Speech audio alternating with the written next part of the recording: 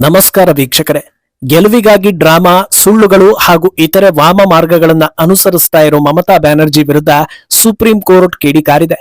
ಇಂಥ ದ್ವೇಷಪೂರಿತ ರಾಜ್ಯ ಭಾರತದಲ್ಲಿ ಇನ್ನೊಂದು ಇರಲಿಕ್ಕೆ ಸಾಧ್ಯವೇ ಇಲ್ಲ ಅನ್ನೋ ಅಭಿಪ್ರಾಯ ಸುಪ್ರೀಂ ಕೋರ್ಟ್ ಕಡೆಯಿಂದ ಬಂದಿದೆ. ಅದಕ್ಕೆ ಕಾರಣ ಸರ್ಕಾರಿ ಅಧಿಕಾರಿಗಳ ವಿರುದ್ಧ ನಡೆದ ಅತ್ಯಂತ ಹೀನ ಕೃತ್ಯ. ಸರ್ವೆಗಳಲ್ಲಿ ಮುಂದಿರೋ ಮಮತಾ ಈ ಬಾರಿ ಮತ್ತೆ ಅಧಿಕಾರವನ್ನ ಹಿಡಿದ್ರೆ ಅಚ್ಚರಿ ಇಲ್ಲ. ಆದ್ರೆ ತಮ್ಮ ಆಡಳಿತದಲ್ಲಿ ಮಾಡ್ತಾ ಇರೋ ಇಂಥ ಕೃತ್ಯಗಳನ್ನ ಪದೇ ಪದೇ ಎಲ್ಲರೂ ಖಂಡಿಸ್ತಾ ಇದ್ರು. ಇದಕ್ಕೆ ಪರಿಹಾರವೇ ಇಲ್ವಾ ಅನ್ನೋ ಪ್ರಶ್ನೆ ಎದ್ದಿದೆ. ಆಲ್ರೆಡಿ ಒಂದಷ್ಟು ಸುಳ್ಳುಗಳನ್ನ ಹೇಳಿದ್ದ ಮಮತಾ ಈಗ ಇನ್ನೂ ಒಂದಷ್ಟು ವಿಚಾರಗಳನ್ನ ಹೇಳಿ ಎಲ್ಲರ ದಿಕ್ಕು ತಪ್ಪಿಸೋ ಕೆಲಸ ಮಾಡ್ತಾ ಇದ್ದಾರೆ. ಇನ್ನೊಂದೆಡೆ ಬಂಗಾಳಕ್ಕೆ ಕಾಲಿಟ್ಟಿರೋ ಸೆಕ್ಯೂರಿಟಿ ಸಿಬ್ಬಂದಿ ದುಷ್ಕರ್ಮಿಗಳಿಗೆ ವಾರ್ನಿಂಗ್ ಕೊಟ್ಟಿದ್ದಾರೆ. ಇದರ ಜೊತೆಗೆ ಬಂಗಾಳದ ಇತರ ವಿಚಾರಗಳನ್ನ ಕೂಡ ತಿಳಿಸ್ತೀವಿ. ಈ ವಿಡಿಯೋವನ್ನ ತಪ್ಪದೆ ಕೊನೆ ತನಕ ನೋಡಿ. ಅದಕ್ಕೂ ಮುನ್ನ ಮೀಡಿಯಾ ಮಾನ್ಸ್ಟರ್ ಚಾನಲ್ ಅನ್ನ ತಪ್ಪದೆ ಸಬ್ಸ್ಕ್ರೈಬ್ ಮಾಡಿ. ಎಸ್, ಒಂದೊಂದು ಸಲ ಬಂಗಾಳ ಸಿಎಂ ಮಮತಾ ಬ್ಯಾನರ್ಜಿ ಬಗ್ಗೆ ಸುದ್ದಿ ಮಾಡುವಾಗ ಅನ್ಸುತ್ತೆ, ಒಬ್ಬ ವ್ಯಕ್ತಿ ಮೇಲೆ ಇಷ್ಟೊಂದು ಆರೋಪ ಬರೋದಕ್ಕೆ ಸಾಧ್ಯನಾ? ಇಷ್ಟೆಲ್ಲ ಕೃತ್ಯಗಳು ನಿಜಕ್ಕೂ ಬಂಗಾಳದಲ್ಲಿ ಆಗ್ತಾ ಇದೆಯಾ, ಅಥವಾ ನಾವು ನೋಡ್ತಾ ಇರೋ ದೃಷ್ಟಿಕೋನದಲ್ಲೇ ಮಮತಾ ವಿಲನ್ ರೀತಿ ಕಾಣಿಸ್ತಾ ಇದ್ದಾರಾ ಅಂತ ಅನ್ಸುತ್ತೆ. ಯಾಕಂದ್ರೆ 3 ಬಾರಿ ಅಧಿಕಾರ ಹಿಡಿದಿರೋ ಮಮತಾಗೆ ದೊಡ್ಡ ಮಟ್ಟದಲ್ಲಿ ವೋಟ್ ಹಾಕೋದಕ್ಕೆ ಮತದಾರರು ಇರುವಾಗ ನಾವೇ ಅವರನ್ನ ತಪ್ಪಾಗಿ ನೋಡ್ತಾ ಇದ್ದೀವಾ ಅಂತ ಬಹಳಷ್ಟು ಸಲ ಅಂದುಕೊಂಡಿದ್ದು ಇದೆ. ಆದ್ರೆ ಈ ರೀತಿ ಯೋಚನೆ ಬರೋ ಮರುಕ್ಷಣವೇ ಬಂಗಾಳದಲ್ಲಿ ಏನಾದ್ರೂ ಒಂದು ಅನಾಹುತ ಆಗಿರುತ್ತೆ. ಅದಕ್ಕೆ ಮಮತಾ ಸರ್ಕಾರ ನೇರವಾಗಿಯೋ ಅಥವಾ ಪರೋಕ್ಷವಾಗಿಯೋ ಕಾರಣ ಆಗಿರುತ್ತೆ. ಈಗ ಮತ್ತೊಮ್ಮೆ ಮಮತಾ ಸರ್ಕಾರ ಸುಪ್ರೀಂ ಕೋರ್ಟ್ ಕೆಂಗಣಿಗೆ ಗುರಿಯಾಗಿದೆ. ಅದಕ್ಕೆ ಕಾರಣ ಸರ್ಕಾರಿ ಅಧಿಕಾರಿಗಳ ಜೀವಕ್ಕೆ ಕುತ್ತು ತರೋ ಕೆಲಸ ಮಾಡಿದ್ದು. ಎಸ್ಐಆರ್ ನಡೆಸೋದಕ್ಕೆ ಕೋರ್ಟ್ ಆದೇಶದ ಮೇರೆಗೆ ನೇಮಕವಾಗಿದ್ದ ನಿವೃತ್ತ ಜಡ್ಜ್ಗಳ ಮೇಲೆ ದಾಳಿ ಯತ್ನ ನಡೆದಿರೋದೇ ಮಮತಾ ಮೇಲಿನ ಆರೋಪಗಳ ಲಿಸ್ಟಿಗೆ ಹೊಸದಾಗಿ ಸೇರ್ಪಡೆಯಾಗಿರೋ ವಿಚಾರ. ಎಸ್ಐಆರ್ ಪ್ರಕ್ರಿಯೆಯಲ್ಲಿ ನಕಲಿ ವೋಟ್ ಡಿಲೀಟ್ ಮಾಡಿರೋದನ್ನ ವಿರೋಧಿಸಿ ಪ್ರತಿಭಟನೆ ಶುರುವಾಗಿದೆ. ಮಾಲ್ಡಾ ಜಿಲ್ಲೆಯ ಕಾಳಿಯಾಚಕ್ 2ನೇ ಬ್ಲಾಕ್ ಬಿಡಿಒ ಆಫೀಸ್ ಎದುರು ಪ್ರತಿಭಟಿಸುವ ದುಷ್ಕರ್ಮಿಗಳು ಅಧಿಕಾರಿಗಳಿದ್ದ ಕಟ್ಟಡವನ್ನ ಮುತ್ತಿಗೆ ಹಾಕಿದ್ದಾರೆ. ಸಂಜೆ ಸುಮಾರು 4 ಗಂಟೆಗೆ ಈ ಪ್ರತಿಭಟನೆ ತೀವ್ರ ಸ್ವರೂಪ ಪಡೆದಿದ್ದು ಅಧಿಕಾರಿಗಳನ್ನ ಒತ್ತೆಯಾಳುಗಳನ್ನಾಗಿ ಮಾಡಿಕೊಂಡಿದ್ದಾರೆ.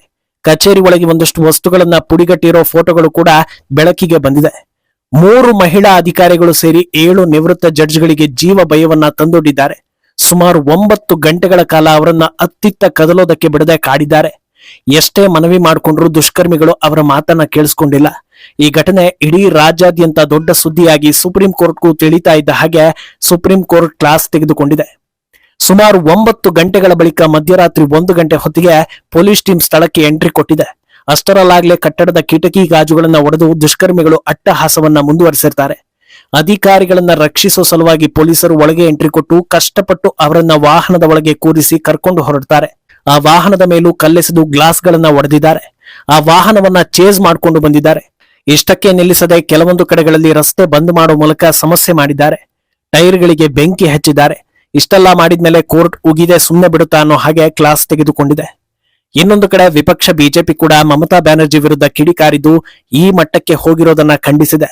ಚುನಾವಣಾ ಅಧಿಕಾರಿಗಳಿಗೆ ಮಮತಾ ಸರ್ಕಾರದಿಂದ ಜೀವ ಬೆದರಿಕೆ ಇದೆ, ಇದಕ್ಕೆಲ್ಲ ಮಮತಾ ಬ್ಯಾನರ್ಜಿಯೇ ನೇರ ಹೊಣೆ ಅಂತ ಆಕ್ರೋಶವನ್ನ ಹೊರ ಹಾಕಿದೆ.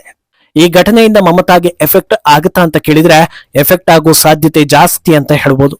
ಯಾಕಂದ್ರೆ ಈಗ ಸಮಸ್ಯೆ ಎದುರಿಸಿರುವ ಅಧಿಕಾರಿಗಳನ್ನ ಕರೆಸಿಕೊಂಡಿದ್ದೆ ಮಮತಾ. ಅರ್ಥಾತ್ ನಮಗೆ ಎಸ್ಐಆರ್ ಪ್ರಕ್ರಿಯೆ ಮೇಲೆ ನಂಬಿಕೆ ಇಲ್ಲ, ಸುಮ್ನೆ ವೋಟ್ ಡಿಲೀಟ್ ಮಾಡ್ತಾ ಇದ್ದಾರೆ, ಸ್ಕ್ರೂಟಿನಿಯಲ್ಲಿ ಇರೋ ವೋಟ್ಗಳನ್ನ ನ್ಯಾಯಯುತವಾಗಿ ಪರಿಹರಿಸಬೇಕು ಅಂತ ಕೋರ್ಟ್ ಮೆಟ್ಟಿಲೇರಿದ್ದು ಇದೇ ಮಮತಾ ಬ್ಯಾನರ್ಜಿ.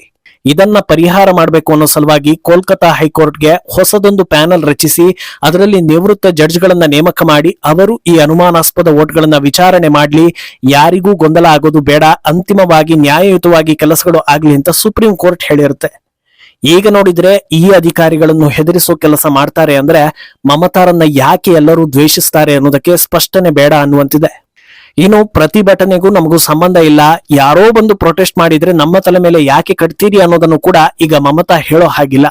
ಯಾಕಂದ್ರೆ ಇಡೀ ಬಂಗಾಳದಲ್ಲಿ ಎಸ್ಐಆರ್ ಅನ್ನ ವಿರೋಧ ಮಾಡ್ತಾ ಇರೋ ಪಕ್ಷ ಟಿಎಂಸಿ, ಇಡೀ ಇಂಡಿಯಾದಲ್ಲೇ ಎಸ್ಐಆರ್ ಬಗ್ಗೆ ಅತ್ಯಂತ ಸುಳ್ಳುಗಳನ್ನ ಹೇಳಿ ಡ್ರಾಮಾ ಮಾಡ್ತಾ ಇರೋ ನಾಯಕಿ ಮಮತಾ ಬ್ಯಾನರ್ಜಿ. ಅಂದಿನಿಂದ ಇಂದಿನ ತನಕ ಈ ಸುಳ್ಳುಗಳು ಮುಂದುವರಿತಾನೆ ಇರುವಾಗ ಈಗ ನಾವಲ್ಲ ಅಂತ ಹೇಳಿದ್ರೆ ಅದನ್ನೂ ನಂಬುವಷ್ಟು ಮೂರ್ಖರು ಯಾರು ಇದ್ದಂತೆ ಕಾಣಿಸ್ತಾ ಇಲ್ಲ. ಅಲ್ಲದೆ ಈ ಘಟನೆ ಬೆನ್ನಲ್ಲೇ ಬಂಗಾಳದ ಎಲೆಕ್ಷನ್ಗಳು ಗೂಂಡಾಗಿರಿ ಇಲ್ಲದೆ ನಡೀತಾ ಇಲ್ಲ ಅನ್ನೋದು ಕ್ಲಿಯರ್ ಆಗ್ತಾ ಇದೆ. ಹಿಂದಿನ ಎಲೆಕ್ಷನ್ ನಲ್ಲಿ ವೀಲ್ ಚೇರ್ ಮೇಲೆ ಬಂದು ಡ್ರಾಮಾ ಮಾಡಿದ್ದು ಟ್ರೋಲ್ ಆಯ್ತು. ಲೋಕಸಭಾ ಎಲೆಕ್ಷನ್ ಟೈಮ್ ನಲ್ಲಿ ಹಣೆಗೆ ಪೆಟ್ಟು ಮಾಡಿಕೊಂಡು ಮಮತಾ ಡ್ರಾಮಾ ಮಾಡಿದ್ದು ಟ್ರೋಲ್ ಆಯ್ತು. ಆದ್ರೆ ಈ ಬಾರಿ ಅಂತ ಕೆಲಸ ಮಾಡಿದ್ರೆ ವರ್ಕ್ ಆಗೋದಿಲ್ಲ ಅಂತ ಬೇರೆಯವರನ್ನ ಹೆದರಿಸೋ ಕೆಲಸ ಮಾಡ್ತಾ ಇದ್ದಾರೆ. ಒಂದು ಕಡೆ ಜನರಿಗೆ ನಾವಿಲ್ಲದೆ ಇದ್ರೆ ನಿಮ್ಮ ಕತೆ ಅಷ್ಟೇ ಅಂತ ಹೇಳೋದು, ಇನ್ನೊಂದು ಕಡೆ ಅಧಿಕಾರಿಗಳನ್ನ ಕಾರ್ಯಕರ್ತರ ಮೂಲಕ ಹೆದರಿಸೋದು. ಇದೇ ಬಂಗಾಳದ ಅಸಲಿ ಸತ್ಯ ಅನ್ನೋದು ರಿವೀಲ್ ಆಗ್ತಾ ಇದೆ. ಇನ್ನೊಂದೆಡೆ ದಿನಕ್ಕೊಂದು ಕಥೆಗಳು ಅನ್ನೋ ಹಾಗೆ ಮಮತಾ ದಿನಕ್ಕೊಂದು ಸುಳ್ಳುಗಳನ್ನ ಹೇಳ್ತಾ ಇರೋದು ಕೂಡ ವರದಿ ಆಗ್ತಾ ಇದೆ. ಈ ಹಿಂದೆ ಬಿಜೆಪಿ ಮಾಂಸಾಹಾರ ಬ್ಯಾನ್ ಮಾಡುತ್ತೆ, ಬಿಜೆಪಿ ಈ ಎಲೆಕ್ಷನ್ ಬಳಿಕ ಗ್ಯಾಸ್ ಕೊಡೋದನ್ನ ನಿಲ್ಲಿಸಿ ಬಿಡುತ್ತೆ ಅಂತ ಓಪನ್ ಸ್ಟೇಜ್ ನಲ್ಲಿ ಸುಳ್ಳು ಹೇಳಿದ್ದ ಮಮತಾ ಈಗ ತಮ್ಮ ಪಕ್ಷದ ಅಭ್ಯರ್ಥಿಗಳ ನಾಮಿನೇಷನ್ ಅನ್ನ ಎಲೆಕ್ಷನ್ ಕಮಿಷನ್ ಕ್ಯಾನ್ಸಲ್ ಮಾಡ್ತಾ ಇದೆ ಅನ್ನೋದನ್ನ ಹೇಳಿದ್ದಾರೆ. ಹಾಗೆ ಮುಂದುವರೆದು, ನಾಮಿನೇಷನ್ ಸಲ್ಲಿಸೋ ಮುನ್ನ ಪೇಪರ್ಗಳನ್ನ ಸರಿಯಾಗಿ ಚೆಕ್ ಮಾಡ್ಕೊಳ್ಳಿ, ಇಲ್ಲ ಅಂದ್ರೆ ಕ್ಯಾನ್ಸಲ್ ಮಾಡ್ತಾರೆ. ನಾನು ಈ ಬಗ್ಗೆ ಹಲವು ಸಲ ಕಂಪ್ಲೇಂಟ್ ಮಾಡಿದ್ದೀನಿ, ಆದ್ರೆ ಸರಿಯಾದ ಪ್ರತಿಕ್ರಿಯೆ ಬಂದಿಲ್ಲ ಅಂತ ಹೇಳಿದ್ದಾರೆ. ನಾಮಿನೇಷನ್ ಪತ್ರದಲ್ಲಿ ಸರಿಯಾಗಿ ಮಾಹಿತಿ ತುಂಬದೆ ಕಾಟಾಚಾರಕ್ಕೆ ತುಂಬಿಕೊಟ್ರೆ ಅದು ಬಂಗಾಳದಲ್ಲಿ ಮಾತ್ರ ಅಲ್ಲ, ಭಾರತದಲ್ಲಿ ಎಲ್ಲೇ ಹೋದ್ರೂ ಅದು ರಿಜೆಕ್ಟ್ ಆಗುತ್ತೆ. ಸರಿಯಾಗಿ ಓದಿ ಫಿಲ್ ಮಾಡಿ ಅನ್ನೋದನ್ನ ಹೇಳೋದನ್ನ ಬಿಟ್ಟು ಬೇಕಂತಲೇ ಮಾಡ್ತಾರೆ ಅನ್ನೋ ರೀತಿಯ ಸುಳ್ಳು ಮಮತಾ ಕಡೆಯಿಂದ ಬರ್ತಾ ಇದೆ. ಅಲ್ಲದೆ ಈ ಬಾರಿ ಬಬಾನಿಪುರದಲ್ಲಿ ಮಮತಾರನ್ನ ಸೋಲಿಸೋದಕ್ಕೆ ಸುವೇಂದು ಅಧಿಕಾರಿ ಕಣಕ್ಕಿಳಿದಿರೋದು ಗೊತ್ತೇ ಇದೆ. ಇದರಿಂದ ಟೆನ್ಷನ್ ಆಗಿ ಮಾನಸಿಕ ಸ್ಥಿಮಿತ ಕಳೆದುಕೊಂಡಂತೆ ಮಮತಾ ಹೇಳಿಕೆಗಳನ್ನ ಕೊಡ್ತಾ ಇದ್ದಾರೆ. ನನ್ನನ್ನ ಸೋಲಿಸೋದಕ್ಕೆ ಷಡ್ಯಂತ್ರ ನಡೆದಿದೆ, ಬಬಾನಿಪುರದಲ್ಲಿ ಸುಮಾರು 40,000 ವೋಟ್ಗಳನ್ನ ಡಿಲೀಟ್ ಮಾಡಿಸಿದ್ದಾರೆ, ಎಲೆಕ್ಷನ್ ಕಮಿಷನ್ ಮುಂದೆ ನಿಂತು ಇದನ್ನೆಲ್ಲ ಮಾಡಿಸ್ತಾ ಇದೆ ಅಂತ ಮಮತಾ ಆರೋಪಿಸಿದ್ದಾರೆ. ಅಲ್ಲದೆ ಇಷ್ಟಾದ್ರೂ ಬಬಾನಿಪುರದಲ್ಲಿ ನಾನೇ ಗೆಲ್ಲೋದು, ಎಲ್ಲಾ 294 ಕ್ಷೇತ್ರಗಳಿಗೂ ನಾನೇ ಕ್ಯಾಂಡಿಡೇಟ್ ಅಂತ ಹೇಳ್ತಾರೆ. ಈ ರೀತಿ ಹೇಳಿಕೆಗಳು ಹಾಗೂ ವರ್ತನೆ ಮಮತಾ ಮಾನಸಿಕ ಆರೋಗ್ಯದ ಬಗ್ಗೆ ಜನರು ಯೋಚಿಸುವಂತೆ ಮಾಡ್ತಾ ಇದೆ. ವಾಸ್ತವದಲ್ಲಿ ಬಬಾನಿಪುರದಲ್ಲಿ ನಕಲಿ ವೋಟ್ಗಳು ದೊಡ್ಡ ಮಟ್ಟದಲ್ಲಿ ಡಿಲೀಟ್ ಆಗಿವೆ.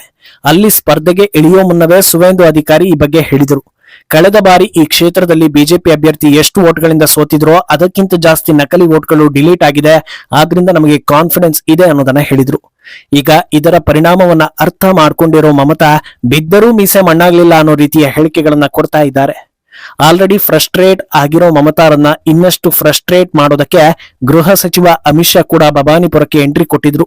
ಸುವೇಂದು ಅಧಿಕಾರಿ ನಾಮಿನೇಷನ್ಗೆ ಸಾಥ್ ಕೊಟ್ಟು ಬೃಹತ್ ರ್ಯಾಲಿಯನ್ನ ನಡೆಸಿದ್ರು. ಈ ವೇಳೆ ಮಾತನಾಡೋ ಅವರು, ಈ ಬಾರಿ ನಡೀತಾ ಇರೋದು ಕೇವಲ ಚುನಾವಣೆ ಅಲ್ಲ, ಬಂಗಾಳಕ್ಕೆ ನಿಜವಾದ ಸ್ವಾತಂತ್ರ್ಯ ನೀಡೋ ಚುನಾವಣೆ, ಬಂಗಾಳಿಗಳ ಪ್ರಾಣಾಪಾಯಕ್ಕೆ ಮುಕ್ತಿ ಕೊಡೋ ಚುನಾವಣೆ, ಇಡೀ ಬಂಗಾಳದಲ್ಲಿ ಡೆಮೋಗ್ರಫಿ ಚೇಂಜ್ ಮಾಡೋದಕ್ಕೆ ನೋಡ್ತಾ ಇದ್ದಾರೆ ಅಂತ ಹುನ್ನಾರಗಳಿಗೆ ಬ್ರೇಕ್ ಹಾಕೋ ಚುನಾವಣೆ, ನಮ್ಮ ಸಂಪತ್ತನ್ನ ಅಕ್ರಮ ನಿವಾಸಿಗಳು ಲೂಟಿ ಹೊಡೆಯೋದಕ್ಕೆ ಮುಕ್ತಿ ನೀಡೋ ಚುನಾವಣೆ, ಮಹಿಳೆಯರ ಸುರಕ್ಷತೆಗೆ ಧಕ್ಕೆ ತರೋ ದುಷ್ಟಶಕ್ತಿಗಳಿಗೆ ಮುಕ್ತಿ ನೀಡೋ ಚುನಾವಣೆ, ಯುವಕರಿಗೆ ನಿರುದ್ಯೋಗದ ಛಾಯೆಯಿಂದ ಹಿಡಿದು ಎಲ್ಲಾ ಕಂಟಕಗಳಿಗೂ ಮುಕ್ತಿ ಕೊಡೋ ಚುನಾವಣೆಯಾಗಿದೆ ಅಂತ ಗೆಲುವಿನ ವಿಶ್ವಾಸ ಹೊರ ಹಾಕಿದ್ದಾರೆ. ಅಲ್ಲದೆ ಇನ್ನೊಂದು ದಿಕ್ಕಲ್ಲಿ ಮಮತಾ ಸುಳ್ಳು ಆರೋಪಕ್ಕೆ ಕೌಂಟರ್ ಕೊಡೋ ಕೆಲಸ ಕೂಡ ಬಿಜೆಪಿ ಕಡೆಯಿಂದ ಆಗ್ತಾ ಇದೆ. ಬಿಜೆಪಿ ಗೆದ್ರೆ ನಾನ್ ವೆಜ್ ತಿನ್ನೋ ನಾಯಕನನ್ನೇ ಸಿಎಂ ಮಾಡ್ತೀವಿ ಅಂತ ಬಂಗಾಳ ಬಿಜೆಪಿ ಹೇಳ್ಕೊಂಡಿದೆ. ಈ ಮೂಲಕ ಬಿಜೆಪಿ ನಾನ್ ವೆಜ್ ಬ್ಯಾನ್ ಮಾಡುತ್ತೆ ಅನ್ನೋ ಸುಳ್ಳಿಗೆ ಟಕ್ಕರ್ ಕೊಟ್ಟಿದೆ. ಇನ್ನೊಂದು ದಿಕ್ಕಲ್ಲಿ ಎಲೆಕ್ಷನ್ಗೋಸ್ಕರ ಬಂದಿರೋ ಸೆಕ್ಯೂರಿಟಿ ಅಧಿಕಾರಿಗಳ ಮುಂದೆ ದುಷ್ಕರ್ಮಿಗಳು ಕಲ್ಲೆಸೆಯುವ ಪ್ರಯತ್ನವನ್ನ ಮಾಡಿದ್ದಾರೆ. ಇದಕ್ಕೆ ಸ್ಪಾಟ್ ನಲ್ಲೇ ಎಚ್ಚರಿಕೆ ಕೊಟ್ಟಿರೋ ಅವರು, ನೀವು ಕಲ್ಲೆಸೆದ್ರೆ ಈ ಕಡೆಯಿಂದ ಬುಲೆಟ್ ಬರುತ್ತೆ, ಹುಷಾರಾಗಿರಿ ಅಂತ ಹೇಳಿದ್ದಾರೆ. ಈ ವಿಡಿಯೋ ಎಲ್ಲಾ ಕಡೆ ವೈರಲ್ ಆಗ್ತಾ ಇದೆ. ಒಟ್ನಲ್ಲಿ ಈ ಎಲ್ಲಾ ಪ್ರಯತ್ನ, ಕುತಂತ್ರ, ಅಟ್ಟಹಾಸ, ಷಡ್ಯಂತ್ರ, ದ್ವೇಷ, ಕ್ರಿಮಿನಲ್ ಕೆಲಸಗಳಿಗೆ ಉತ್ತರ ಸಿಗೋದು ಫಲಿತಾಂಶದಲ್ಲಿ. ಮುಂದೇನಾಗುತ್ತೆ ಅನ್ನೋದನ್ನ ಕಾದು ನೋಡ್ಬೇಕು.